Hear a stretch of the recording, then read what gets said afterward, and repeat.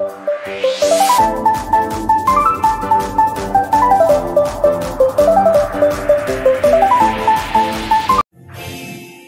di surga, terima kasih untuk kasih-Mu yang ajaib, kasih-Mu yang besar, kasih-Mu yang luar biasa.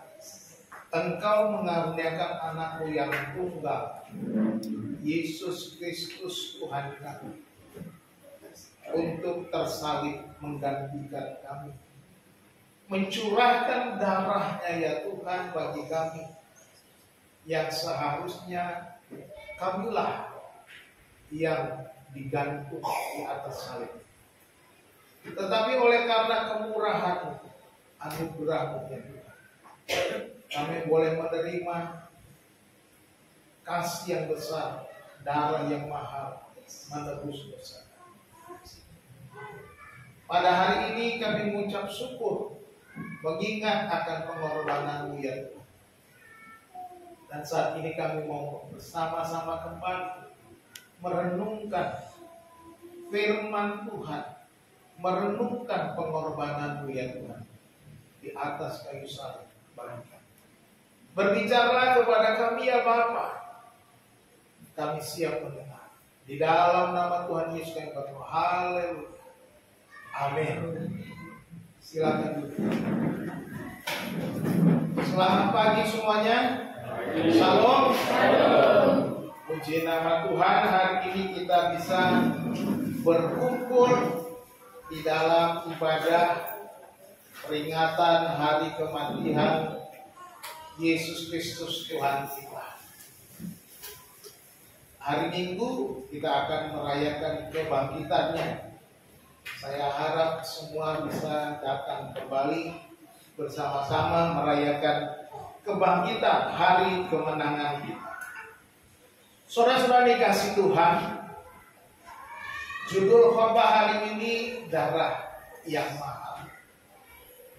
Kita tahu bahwa Kristus Yesus telah mencurahkan darahnya, seperti kita sudah merayakan, kita sudah menyatakan, menyanyikan lagu yang kita nyanyikan tadi.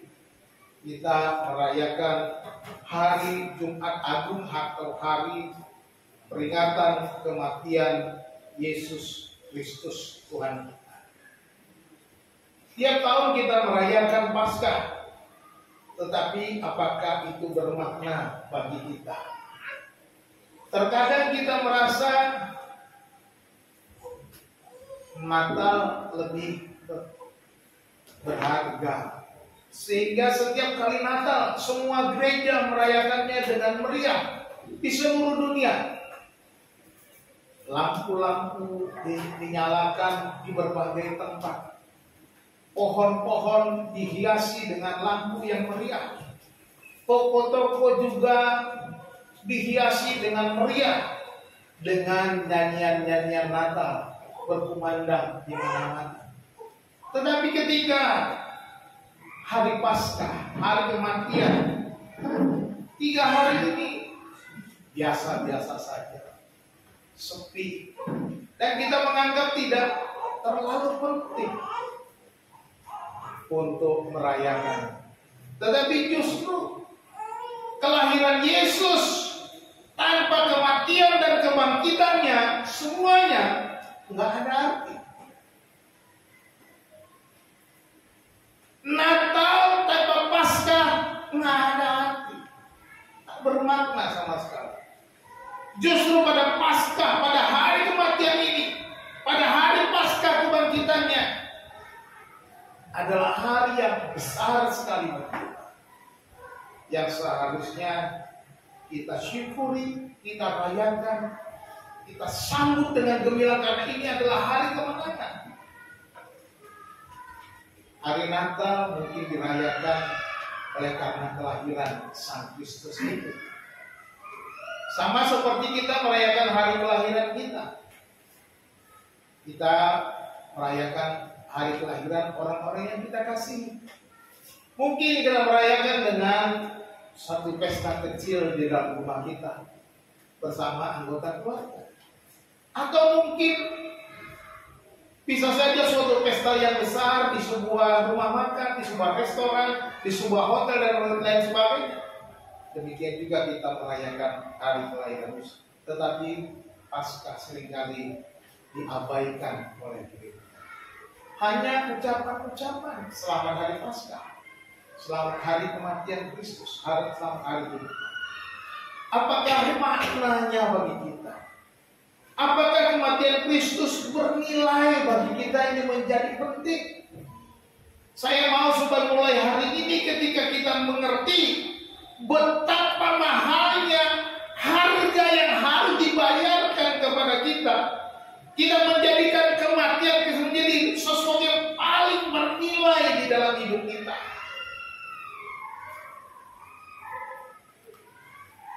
Ada satu kisah seorang anak kembar. Setelah mereka bertumbuh dewasa, rupanya anak kembar ini memiliki profesi yang berbeda. Yang paling tua, karena seorang yang sangat gigih dan rajin dan aurat dan terus belajar, dia berhasil menjadi seorang sarjana hukum dan menjadi seorang hakim di sebuah kota. Tetapi adiknya si kembar, karena malas dan masa bodoh dengan masa depannya, akhirnya menjadi seorang penjahat. Pada suatu kali adiknya tertangkap oleh karena kejahatan yang sangat besar. Dan pada waktu diadili, sang kakak justru menjadi hakimnya. Ketika kakaknya menjadi hakim, menghakimi dalam sebuah pengadilan adiknya, tentu saja dia berpikir, wah, pasti dia bisa bela adiknya. Pasti dia bisa meringankan hukuman yang akan diberikan kepadanya. Tetapi kakaknya ini seorang hakim yang benar-benar adil, seorang hakim yang benar-benar taat kepada hukum, sehingga dia mengadili dengan seadil-adilnya, sesuai dengan undang-undang, sesuai dengan hukum yang berlaku pada waktu itu di kota itu. Dan oleh karena kejahatan adiknya ini sangat berat, ternyata dia harus dihukum mati. Dan sang kakak sebagai hakim, dia mengetuk palu dan berkatakan hukuman mati. Palu pun diketuk. Sang adik harus masuk ke dalam penjara menunggu saat hukuman mati. Saudara-saudara dikasih Tuhan, apa yang harus dilakukan oleh sang kakak untuk menyelamatkan adiknya? Padahal di pengadilan dia mempunyai hak untuk menyelamatkan adiknya, tetapi dia melakukan hukum yang seadil-adilnya dan sebenar-benarnya, sesuai dengan undang-undang dan peraturan hukum. Pada suatu kali, sang kakak pun membesuk adiknya yang sedang menunggu hukuman mati di dalam penjara. Di ruang sempit di kamar penjara itu adiknya ditempatkan sendirian. Dan sang kakak pergi membesuk adiknya. Dia pergi datang untuk menjenguk adiknya dengan pakaian hakimnya kepada adiknya. Dan ketika dia masuk di dalam ruangan itu, dia meminta sipir untuk meninggalkan mereka berdua saja. Dan pada kesempatan itu, kakaknya melepaskan bajunya, menanggalkan jubah hakimnya, dan berkata kepada adiknya, tanggalkan baju tahanannya. Adiknya bertanya, apa yang kakak mau lakukan? Tanggalkan baju tahanan. Setelah adiknya menanggalkan baju tahanannya, dan kata pakai ini aku akan pakai bagi tahanan. Dan akhirnya mereka bertukar pakaian. Setelah mereka bertukar pakaian, sang hakim berteriak memanggil sipir penjara yang menjaga. Saya mau pulang. Dan yang pulang keluar adalah adiknya. Adiknya keluar dari penjara, adiknya bebas dari hukuman mati, adiknya bebas dari hukuman yang setimpal dengan perbuatannya. Oleh karena kakaknya mau masuk dalam penjara.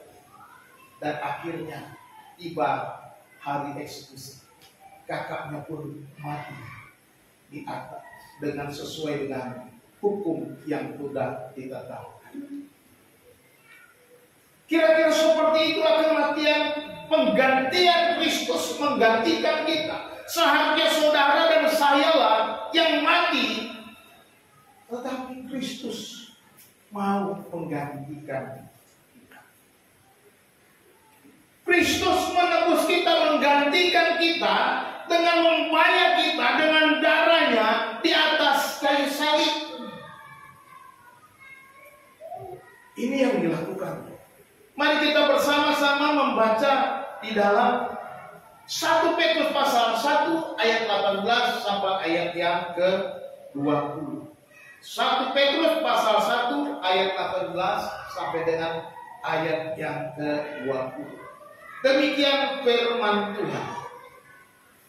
Sebab kamu tahu bahwa kamu telah ditebus dari cara hidupmu yang sia-sia yang kamu warisi dari nenek moyangmu itu, bukan dengan barang yang fana, bukan pula dengan perak atau emas, melainkan dengan darah yang mahal, yaitu darah Kristus yang sama seperti darah anak domba yang tak bernoda dan tak bercacat.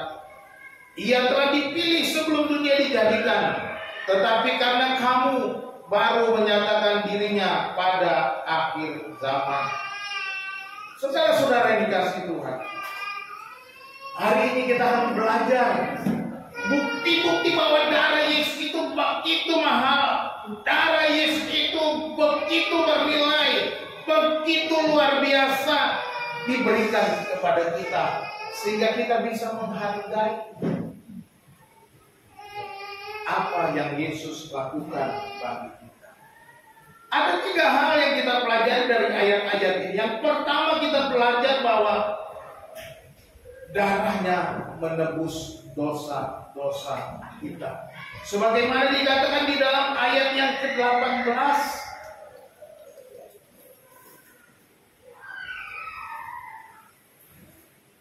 Di dalam ayat yang ke-18, satu orang baca, silakan. Kita ulang, silakan. Ayat 18. Ayat 18. Sebab kamu tahu bahwa kamu telah ditebus dari cara hidupmu yang sia-sia, yang kamu warisi dari nenek moyangmu, itu bukan dengan barang yang fana, bukan pula dengan perak atau emas. Ya, puji Tuhan. Kamu telah ditebus, dikatakan. Kamu telah ditebus dari cara hidupmu yang sia-sia, yang kamu warisi dari nenek moyangmu itu, bukan dengan barang yang fana, bukan pula dengan perak atau emas. Kita ditebus oleh darah Yesus, darah yang mahal itu, bukan dengan perak atau emas. Di sini dibandingkan. Kok perak dan emas itu barang yang fana dikatakan. Perak dan emas mungkin bernilai bagi kita, mungkin sangat berharga bagi kita perak dan emas. Saya kira tidak ada di antara kita yang tidak menghargai emasnya. Kalau saudara punya barang emas, perak, tentunya saudara akan simpan dengan baik. Saudara akan menjaganya. Bahkan mungkin ada yang orang-orang tertentu membeli emas batangan dan menyimpannya di bank. Tetapi saya mau katakan di sini karena bahwa darahnya melebihi emas dan perak. Apa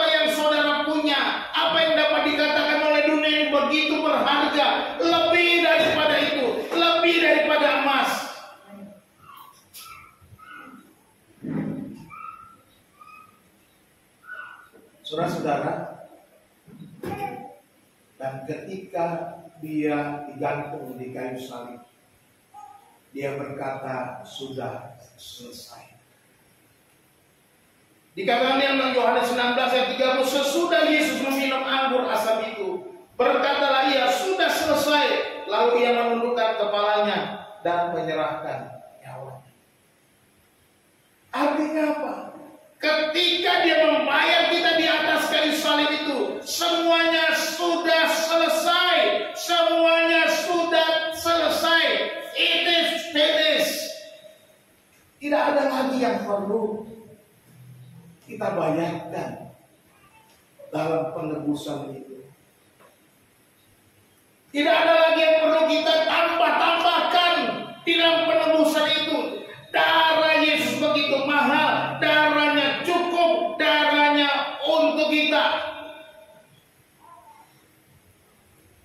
Darah Yesus dicurahkan di Golgota. Tangannya dipaku, kakinya dipaku, kepalanya dimahkotai duri,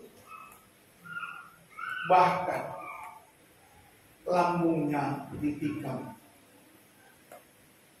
Betapa penderitaannya. Sebelum dia memikul salibnya ke atas bukit Golgota, dia dicambuki begitu luar biasa, sehingga kulit-kulitnya juga tercabik dari tubuhnya. Karena cambuknya itu ada cakarnya seperti cakar, ada seperti mata kail, sehingga ketika dicambuk itu mengoyakkan daging kulit badannya. Dan Yesus melakukan itu untuk kita. Yesus memberi hidupnya untuk kita. Sampai dia di atas kayu salib, dia kata, sudah selesai. Artinya semuanya sudah dibayar. Semua penebusan, tidak ada lagi hutang saudara dan saya. Darahnya melunasi semua dosa-dosa kita. Di dalam 1 Korintus pasal 6 ayat 20 dikatakan, sebab kamu telah dibeli dan harganya telah lunas dibayar, karena itu muliakanlah Allah dengan tubuh. Jadi sudah lunas, ditebus dengan darah Yesus dan lunas dibayar. Dikatakan sudah selesai. Tidak ada lagi yang perlu ditambah-tambahkan. Makanya dikatakan dalam 1 Korintus pasal 6 ayat 20 ini, muliakanlah Allah dengan tubuh. Itu bukan untuk membayar, itu bukan untuk menambahi, tetapi menyatakan bahwa engkau bersyukur, engkau menerima semua anugerah yang besar. Oleh sebab itu muliakan Allah.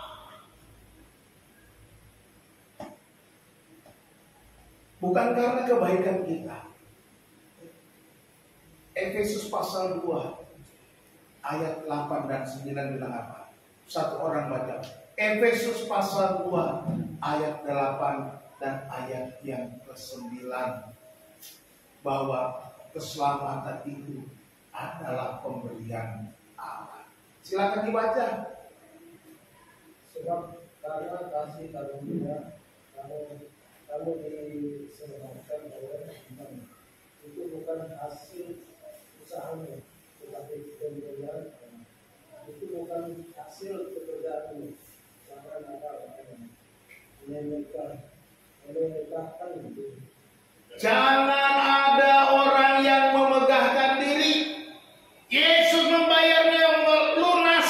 Dia katakan sudah selesai, nggak perlu kau bayar. Semua yang kau terima itu adalah pemberian. Tidak perlu engkau menambah-nambahkannya. Kau memuliakan Tuhan saja cukup. Perbuatan baikmu tidak membayar keselamatan. Kebaikan-kebaikanmu tidak akan membayar dosamu. Persembahanmu tidak akan membayar dosamu. Uangmu, emasmu tidak akan membayar dosamu. Yesus yang melakukannya di atas kayu salib. Dia kata sudah selesai. Sudah lunas dibayar. Dan sekarang muliakan Allah. Muliakan Tuhan. Inilah yang Tuhan mau di dalam hidup kita. Bahkan dikatakan sangat darahnya begitu mahal. Dikatakan darahnya membayar dosa seisi dunia. Seisi dunia. Dan ia adalah pendamaian untuk segala dosa kita. Dan bukan untuk dosa kita juga, tetapi juga untuk dosa seluruh dunia. 1 Yohanes 2 ayat 2. Betapa mahalnya, betapa besarnya nilai darah Yesus. Sebab darahnya itu sanggup membayar dosa seluruh dunia. Bukan dosa saudara dan saya saja, bukan dosa sebagian orang, tetapi dosa seluruh dunia. Tapi jangan salah. Kalau gitu Pak, karena dosa seluruh dunia sudah dibayar, berarti semua orang di dunia sudah selamat. Tak begitu. Seluruh dunia sudah dibayar. Tapi orang itu harus percaya. Saudara harus ambil keputusan. Saudara harus berkata, ya aku percaya bahwa darah Yesus menembus hidupku. Aku percaya Yesus juru selamatku satu-satunya. Yang mati menggantikan aku. Barulah keselamatan itu ada pada kita. Jadi setiap orang di seluruh dunia, siapa saja yang mau percaya kepada pengorbanan Kristus, yang mau menerima Yesus Kristus sebagai Tuhan dan Juru Selamatnya, yang sudah mati di atas kayu salib, yang mencurahkan darahnya, yang sudah membayar dosanya, dialah yang menerima keselamatan. Dialah yang diselamatkan dan menerima anugerah. Anugerah sudah diberikan kepada dunia ini. Maka dikatakan Allah mengasihi isi dunia ini. Anugerahnya diberikan untuk seluruh isi dunia ini. Dosa-dosa seluruh dunia ini sudah dibayar lunas. Artinya betapa besar, betapa mahalnya darah Yesus itu. Kalau dibandingkan seluruh isi dunia ini, sejak Yesus disalibkan sampai saat ini, manusia sudah miliaran orang di dunia ini. Kita nggak tahu sampai kapan dunia ini ada, sampai Yesus datang kedua kali. Sampai dunia ini penuh dengan puluhan miliar orang pun, darah itu cukup membayar dosa-dosa. Dan kalau seisi dunia ini percaya, seluruh umat manusia ini percaya, darah Yesus cukup membayar semua dosa-dosa. Inilah darah yang mahal, yang menebus dosa. Betapa mahal, karena membayar dosa seluruh dunia. Kita bisa bayangkan, kalau kita belanja di pasar, seperti tadi malam, kami belanja beras. Pak, ini sekilo berapa? Kalau seliter 10.000, sekilonya 12.000. Bapak perlu berapa? Kami perlu yang 3 kilo, yang 5 kilo, dan yang 10 kilo. Tolong dibuatkan.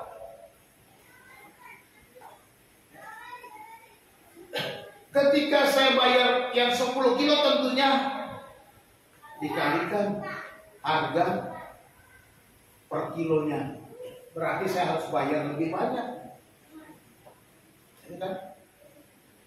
Saya nggak bisa bayar yang hanya 1 kilo saja. Pak, kan saya tanya tadi harga sekilo berapa? Ya tadi Bapak beli sudah lebih dari 25 kilo, 28 kilo Pak. Tinggal dikali. Kan gitu. Nah, saudara dikasih. Demikian juga kalau kita membayarkan dosa seisi dunia ini. Betapa besar nilai yang harus Yesus berikan. Darah yang mahal itu. Luar biasa. Darahnya cukup menebus dosa seluruh dunia. Haleluya. Dosa kita yang sudah kita perbuat, dosa kita yang akan kita perbuat. Pak, kok ada akan kita perbuat? Ya saya tahu. Emang saudara bisa bebas dari dosa? Besok saudara bikin dosa kan? Ada yang menjamin saudara nggak bikin dosa? Besok mungkin saudara juga bikin dosa. Mungkin besok saudara nggak bikin dosa, lusa bisa bikin dosa. Tidak lepas dari dosa. Apa sih dosa? Dosa artinya tidak mencapai sasaran. Itu dosa. Kalau Tuhan mengatakan A, saudara tidak mau A, makanya saudara berdosa. Dosa itu tidak mencapai sasaran apa yang Tuhan mau. Tuhan hanya bicara soal berbuat jahat, kejahatan segala macam. Firman Tuhan katakan, kalau seseorang tahu berbuat baik, tetapi tidak melakukannya, ia berdosa. Berdosa tidak mencapai sasaran. Saudara tahu perbuatan baik, tapi tidak lakukan.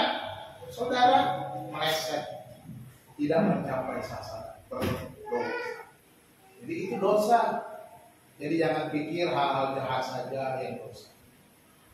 Jadi hal-hal yang tidak sesuai dengan yang Tuhan mau itu dosa.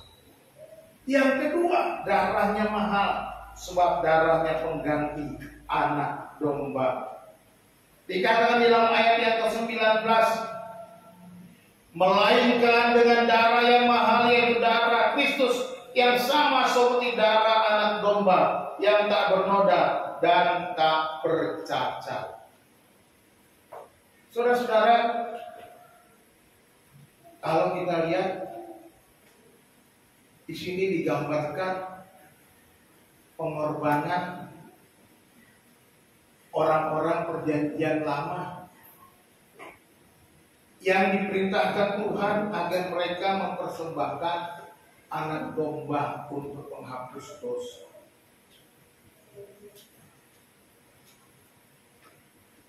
Anak domba ini harus dipersembahkan tiap-tiap hari. Tiap-tiap kali melakukan kejahatan, melakukan dosa, minta ampun, harus bawa korban menghapus dosa. Harus ada anak domba yang disembelih, dan itu harus dilakukan berulang-ulang. Dan di sini dikatakan darahnya itu menggantikan anak domba yang seharusnya diberikan berulang-ulang, diberikan berkali-kali, diberikan setiap hari. Sekarang Yesus mati satu kali untuk selama-lamanya. Roma pasal 6 ayat 10 kata, sebab kematiannya adalah kematian terhadap dosa, satu kali dan untuk selama-lamanya, dan kehidupannya adalah kehidupan bagi Allah. Satu kali Yesus mati, dia sebagai imam besar agung, dia mempersembahkan bukan domba biasa, tetapi dia mempersembahkan tubuhnya sendiri sebagai korban pengganti anak domba. Darahnya dicurahkan, darahnya diserahkan. Di dalam perjanjian lama jelas dikatakan, di dalam perjanjian ini satu ayat dikatakan Ibrani pasal 7 ayat 27. Coba satu orang baca Ibrani pasal 7 ayat 27. Anak domba harus dipersembahkan setiap hari. Silakan jangan lama-lama. Kalau sudah ketemu langsung baca. Ibrani 7 ayat 27. Ibrani 7 ayat 27. Yang tidak seperti imam-imam besar lain yang setiap hari harus mempersembahkan korban untuk dosanya sendiri, dan sesudah itu barulah untuk dosa umatnya. Sebab hal itu telah dilakukannya satu kali untuk selama-lamanya, ketika ia mempersembahkan dirinya sendiri sebagai korban. Tidak seperti imam besar yang lainnya, kata firman Tuhan. Imam besar yang lainnya itu dia tiap hari mempersembahkan anak domba untuk dirinya sendiri. Imam besar itu penuh dengan dosa. Imam besar itu tiap hari harus dengan mempersembahkan anak domba di hadapan Allah, dan sesudah itu baru dia boleh mempersembahkan anak domba dari umat. Kalau kita masih pakai seperti perjanjian lama, kita menjadi orang Israel. Saya sebagai imam, saya harus tiap hari persembahkan anak domba buat saya. Baru saya boleh bisa terima membawa persembahan dari umat dipersembahkan kepada Tuhan. Tetapi Yesus, dia tidak membawa anak domba, tetapi dia membawa dirinya di hadapan Allah. Dia menyerahkan hidupnya kepada Tuhan, dan ketika dia mau menghadapi kenyataan itu, dia datang di hadapan Tuhan. Dia pergi berdoa di Taman Getsemani. Ya Bapa, kau boleh cawan ini berlalu, biarlah berlalu, tetapi jangan kehendakmu, melainkan kehendakmu lah yang jadi. Itulah yang dikatakan teman. Artinya betapa berat, betapa dalam yang dideritanya, yang harus dihadapinya di atas kayu salib.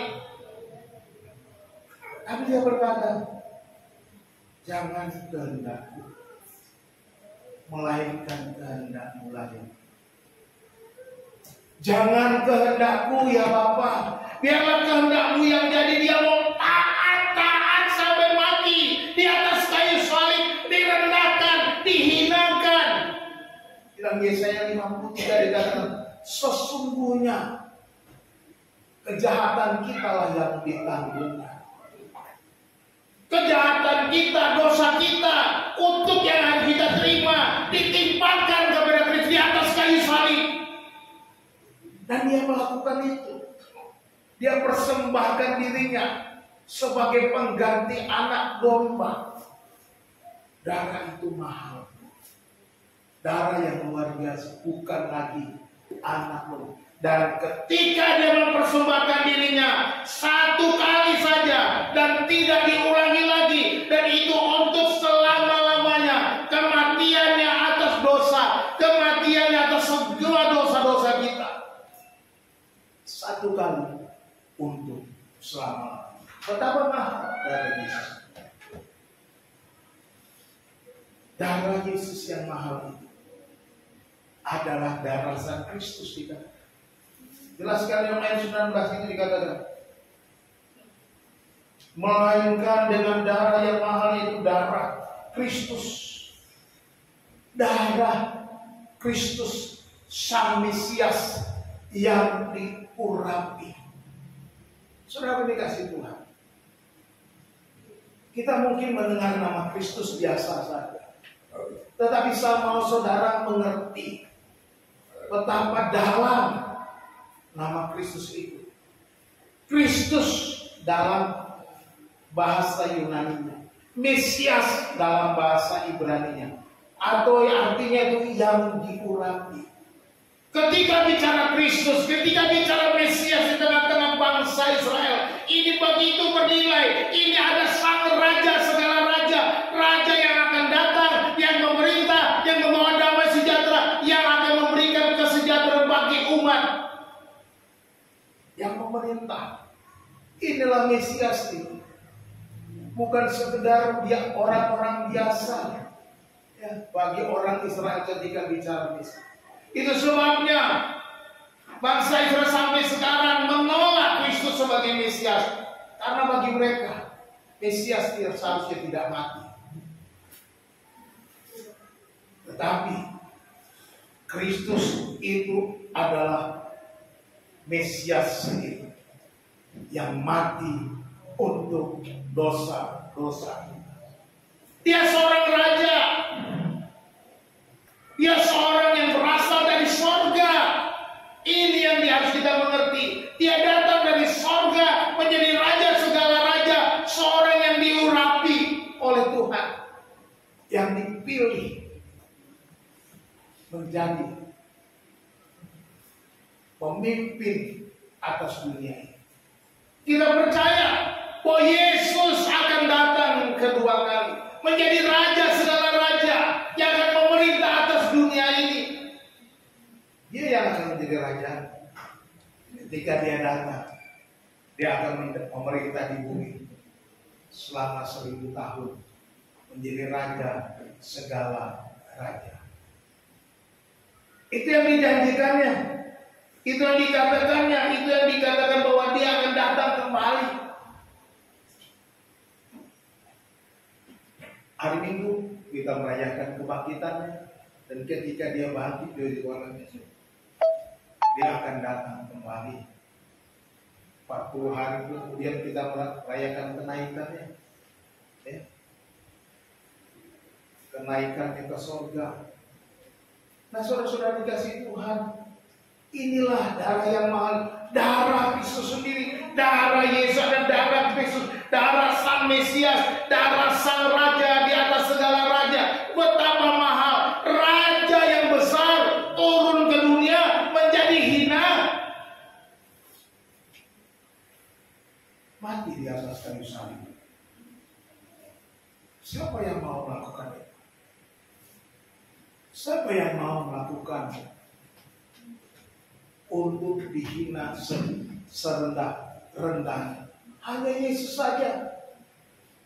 Hanya Yesus saja yang mau direndahkan serendah-rendahnya. Sekalipun dia adalah Raja segala raja. Dia adalah Mesias yang akan datang, yang akan menjadi Raja segala raja atas dunia ini. Dia adalah Mesias yang akan menyelesaikan seluruh persoalan ini. Peperangan yang kita lihat sekarang akan berhenti ketika Yesus menjadi Raja di atas segala raja. Darahnya mahal, sebab darahnya menebus dosa kita, dosa seluruhnya. Darahnya mahal, sebab darahnya penggantian domba itu adalah darah Sang Kristus, Sang Raja di atas segala raja. Darahnya mahal, sebab sudah dipersiapkan sejak kekekalan. Di ayat 20 dikatakan, ia telah dipilih sebelum dunia dijadikan, tetapi karena kamu harus menyatakan dirinya pada zaman akhir. Jelas. Kristus sudah dipersiapkan sebelum dunia dijadikan. Bayangkan, sebelum dunia dijadikan artinya kita belum ada. Adam belum ada. Kalau Adam belum ada, dosa juga belum ada. Manusia sekarang sudah miliaran orang, belum ada. Tetapi Yesus sudah direncanakan untuk menebus dosa miliaran orang, puluhan miliar orang, mungkin ratusan miliar orang yang akan datang. Ini betapa mahalnya darah yang kekal. Ya, lihat. Darah yang sudah ada sejak kekekalan. Semua ada dalam rencana Allah. Efesus pasal 1 ayat 7 sampai 9. Tolong satu orang baca. Efesus pasal 1 ayat 7 sampai 9. Silakan dibaca. Halo, masih ada orang? Efesus 1 ayat 7 sampai 9. Sebab di dalam Dia dan oleh darahnya kita beroleh penebusan, yaitu pengampunan dosa menurut kekayaan kasih karunia-Nya yang dilimpahkannya kepada kita dalam segala hikmat dan pengertian. Sebab Dia telah menyatakan rahasia kehendaknya kepada kita sesuai dengan rencana kerelaannya, yaitu rencana kerelaannya dari semula telah ditetapkannya di dalam Kristus. Rencana kerelaan yang dari semula telah ditetapkannya di dalam Kristus. Jadi sudah ada rencana sejak dulu kala, sejak kekekalan sudah direncanakan penebusan kita, sudah direncanakan darahnya tercurah, darahnya yang akan diberikan untuk kita, darahnya menebus dosa kita, sudah direncanakan sejak kekal. Luar biasa. Keselamatan yang kita terima bukan keselamatan yang tiba-tiba. Allah tahu apa yang akan terjadi atas dunia ini. Allah tahu perbuatanmu. Allah tahu apa yang akan kau lakukan. Allah tahu apa yang kau perbuat. Allah tahu kau hidup dalam dosa atau tidak. Tidak ada yang tersembunyi di hadapan Tuhan. Dan darahnya itu membayar itu, membayar kesalahanmu, membayar dosamu, membayar segala kejahatanmu, membayar segala kenajisanmu. Darahnya sudah direncanakan. Dan dia melakukannya 2000 tahun yang lalu di atas kayu salib. Sudah selesai. Darahnya cukup untuk membayar kita. Yesus adalah anak Allah yang telah ada sejak pada mulanya. Kalau dikatakan dalam Yohanes 1 ayat 1, dikatakan bahwa Yesus sudah ada sejak kekekalan. Dikatakan Yohanes pasal 1 ayat 1. Pada mulanya adalah firman, firman itu bersama-sama dengan Allah, dan firman itu adalah Allah. Ia pada mulanya bersama-sama dengan Allah. Segala sesuatu dijadikan oleh Dia, dan tanpa Dia tidak ada sesuatu pun yang telah jadi dari segala yang telah dijadikan. Dalam Dia ada hidup, dan hidup itu adalah terang manusia. Di dalam ayat selanjutnya dikatakan ayat 14, firman itu telah menjadi manusia dan diam di antara kita, dan kita telah melihat kemuliaannya, yaitu kemuliaan yang diberikan kepadanya sebagai anak tunggal Bapa, penuh kasih karunia dan kebenaran. Yesus adalah Allah sendiri. Yesus adalah anak Allah pribadi kedua dari Allah yang kita sembah, Allah yang tunggal itu. Allah yang tunggal itu menyatakan dirinya pribadi yang kedua, yaitu menjadi Yesus Kristus. Firman-Nya menjadi manusia, diam di antara kita. Firman-Nya menjadi manusia dan akhirnya mati di atas kayu salib. Sejak kekal sudah ada. Bahkan lebih daripada apa yang kita bayangkan kekekalan. Karena Allah sendiri adalah Allah yang kekal.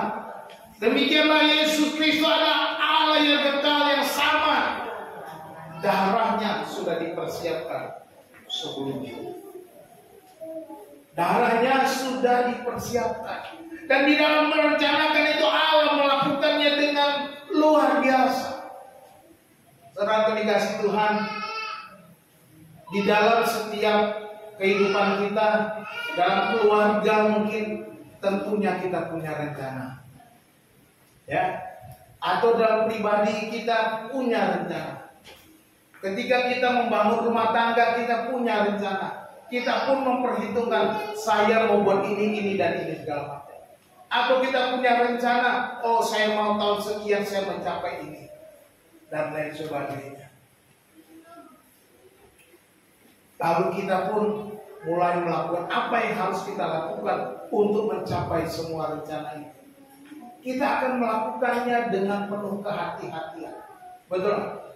Kita akan melakukan dengan berpikir jernih. Kita akan berusaha dengan segala tenaga, segala pikiran, segala dana yang kita punya kita untuk mencapai rencana yang kita mau buat. Tetapi dalam rencana itu, apakah kita bisa meleset? Bisa. Kita bisa gagal. Kita bisa meleset. Kita bisa tidak mencapai apa yang kita harapkan. Karena saya mau kasih tahu. Rencana Allah yang sudah ada sejak kekal. Allah yang sudah merencanakan supaya darahnya, anaknya ini akan datang ke dunia. Anaknya ini akan dipersembahkan sebagai korban. Anak ini akan mencurahkan darahnya. Anak ini akan mati di atas kayu salib. Itu direncanakan untuk membayar kita dosa-dosa kita. Dan itu terjadi. Allah tidak mungkin meleset dalam rencana. Allah tidak mungkin meleset dalam rancangannya. Allah tidak mungkin gagal menjalankan apa yang akan terjadi, termasuk menyelamatkan saudara dan saya. Makanya dikatakan dia baru menyatakannya pada zaman akhir. Dia baru menyatakannya kepada kita, kepada dunia ini 2000 tahun yang lalu. Allah sudah merencanakan. Saya katakan betapa mahal darahnya, betapa berharganya darah Yesus, karena sudah ada sejak kekekalan dalam rancangan. Dan dia memberikan semua itu karena kasih-Nya yang begitu besar.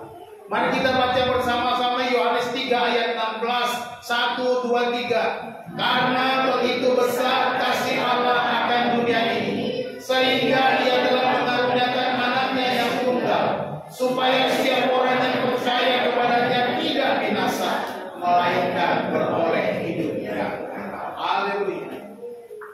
Ini yang dalam. Karena begitu besar kasih darah Yesus dicurahkan oleh karena kasih Allah yang sangat besar. Terjemahannya sekali lagi saya ulangi. Karena kasih Allah sangat besar, karena Allah sangat mengasihi dunia ini. Itu karena Allah sangat mengasihi dunia ini. Allah sangat mengasihi saudara dan saya. Allah sangat mengasihi kita. Itu sebabnya darah Yesus Kristus dicurahkan karena kasih, bukan karena kamu rajin, bukan karena kamu orang baik-baik, maka dia persembahkan darah. Tapi karena manusia ini semuanya penuh dosa. Manusia ini tidak bisa diselamatkan oleh apapun selain oleh Allah sendiri. Ya. Hanya Allah sendiri yang bisa menyelamatkan. Itu sebabnya Dia menyerahkan Yesus Kristus mati di atas kayu salib. Itu yang terjadi karena kasih Allah. Kasih-Nya yang besar, kasih-Nya yang luar biasa, kasih-Nya yang tak terbatas. Itulah yang membuat kita selamat. Betapa mahal darah Yesus.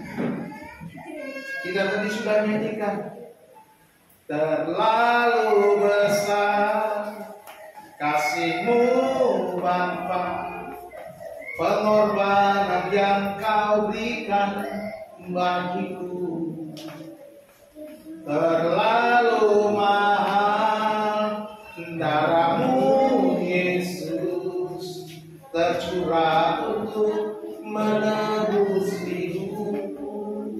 Terlalu besar kasih Allah, terlalu mahal dari Yesus, melebihi emas dan perak yang bisa kita hidup, melebihi harta yang ada di dunia ini, seperti lagu para pemuda remaja. Above all, di atas segala-galanya, di atas semua kerajaan, di atas semua tahta, di atas semua emas perak, di atas semua warisan yang ada di dunia, di atas segala-galanya, above all, tergantung di kayu salib, crucified, disalibkan. Dikatakan seperti bunga mawar yang bertebaran layu dari tangkainya, diinjak-injak orang, dihina. Inilah yang dilakukan Yesus. Betapa besar kasih, betapa mahal darahnya. Yesus sudah melakukannya untuk darahnya yang mahal. Yesus mencurahkannya untuk kita. Mudah-mudahan bisa kebahagiaan. Yang pertama, dia menebus dosa kita. Darahnya yang mahal menebus dosa seisi dunia. Ya. Hiduplah dalam hidup yang baru. Sebagai umat tebusan yang sudah lunas dibayar untuk menjadi milik Kristus.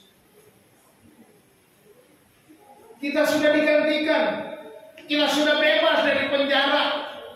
Kakak kita sudah dihukum mati oleh karena kejahatan kita.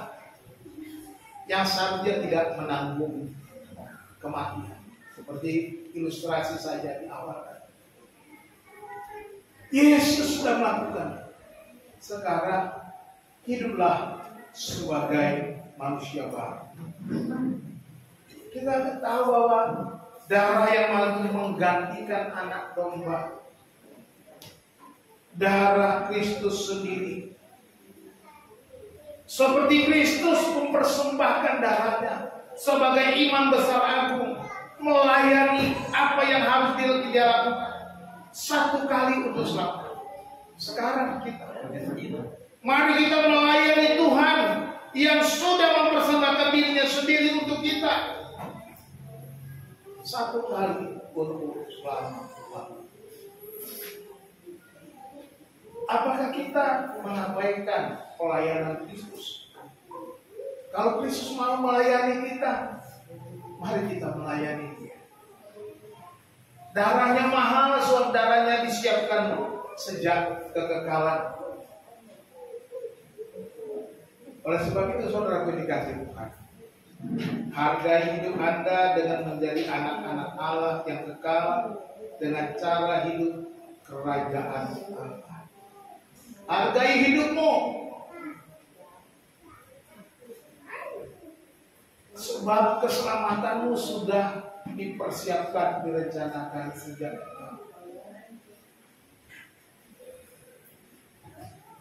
kalau sudah direncanakan sejak kekal, dan artinya Allah tahu apa yang kau lakukan, Allah tahu apa tindak tandukmu, tingkah langkahmu, Dia tahu hari ini dan hari esok. Jadi hargai hidupmu. Kalau kau tidak menghargai darah Yesus yang mahal, kau akan hidup tidak menghargai dirimu sendiri. Hidup bukan menjadi anak-anak kerajaan Allah, tapi hidup menjadi anak-anak kerajaan kegelapan. Jadi mari kita mengubah cara hidup kita menjadi manusia yang baru. Darah Yesus adalah darah yang mahal. Tuhan Yesus memberkati kita. Satu kesimpulan, hidup Anda sangat berharga. Sebab Allah sendiri membayar dengan darah anaknya yang tunggal, darah yang mahal. Jadi hidup Anda sangat berharga. Mari kita berdoa. Bapa yang baik, terima kasih, kami bersyukur untuk firman Tuhan. Kami bersyukur untuk darah Yesus yang dicurahkan bagi kami. Kami bersyukur untuk pengorbanan yang besar bagi kami. Kasih-Mu yang besar ya Bapa bagi kami, yang Kau rencanakan bagi kami menyelamatkan kami. Tuhan, ajar kami untuk menghargai hidup kami. Betapa hidup kami sangat berharga sehingga Engkau mau mati bagi kami, mencurahkan darah-Mu bagi kami. Oleh sebab itu Tuhan, ajar kami setiap hari sepulang dari tempat ini, kami boleh menghargai hidup kami, menjadikan hidup kami berarti bagi kemuliaan-Mu ya Tuhan. Terima kasih Bapa di surga. Bentuk kami sesuai dengan kehendak.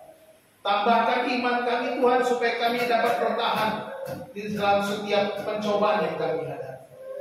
Dan tolong kami Tuhan mengalahkan segala kedagingan-kedagingan kami, untuk kami hidup memuliakan nama-Mu. Terima kasih Bapa, hamba-Mu berhenti berbicara. Bapa yang baik, biarlah Roh Kudus Engkau juga terus berbicara kepada kami tiap-tiap hari.